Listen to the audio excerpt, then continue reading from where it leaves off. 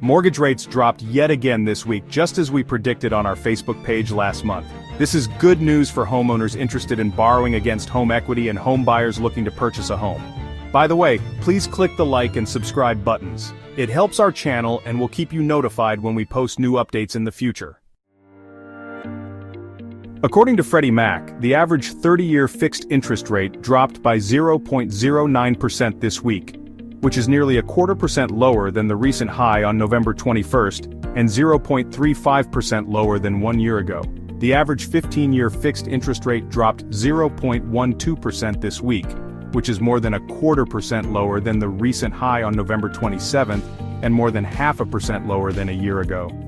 Mortgage rates have generally trended down since the post-pandemic high at the end of October 2023, when the average 30-year fixed rate was nearly 8%, and the average 15-year fixed rate was just over 7%. Today's rates are still significantly higher than the unusually low rates of the pandemic, but they are still much better than a year ago.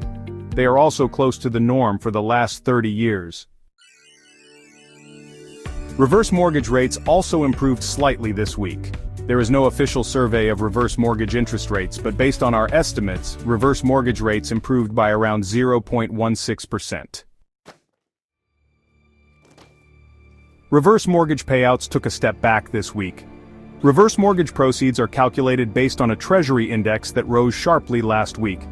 When the index rises, reverse mortgage payouts generally decrease. Lenders often reduce their margins to help compensate for the higher index, but the increase in the index may have reduced reverse mortgage payouts by as much as 2% this week. Having said that, reverse mortgages still offer substantially more money than a year ago because of the improvement in interest rate conditions. If you're considering applying for a reverse mortgage, don't worry about waiting for lower rates to get a larger payout. Many lenders offer the best payout between the day you sign your application and the day you close. In other words, if rate conditions improve during the processing of your reverse mortgage application, you'll receive the higher payout available at closing. The FHA is increasing the reverse mortgage lending limit for 2025 to over $1.2 million. This is a massive number that reflects the huge amount of home price inflation we've seen over the last 15 years. The term lending limit is somewhat of a misnomer. The lending limit does not limit how much you can borrow from a reverse mortgage. Your reverse mortgage will not be called due, and you will not be asked to start making payments if your loan balance eventually reaches the limit.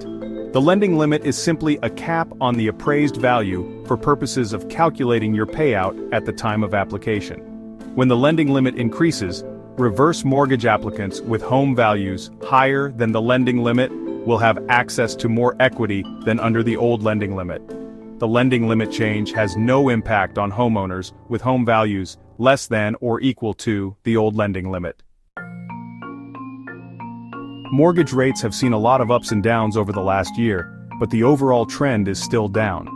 Will we see a return of the kind of rates we enjoyed during the pandemic? Probably not, unless there is a severe economic downturn. However, there are signs that the economy is fragile, which is why the Federal Reserve has already started cutting rates. If the economy tips into recession, we're likely to see significantly lower mortgage rates in the future. If you're considering a refinance, you may want to ask your lender for a low closing cost option with a slightly higher interest rate.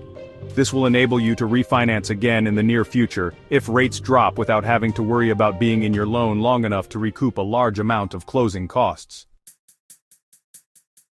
You can check the latest refinance, home purchase, HELOC, home equity, and personal loan rates from lenders in your area on our website for free. Simply click the links in the comments below. Have a great week.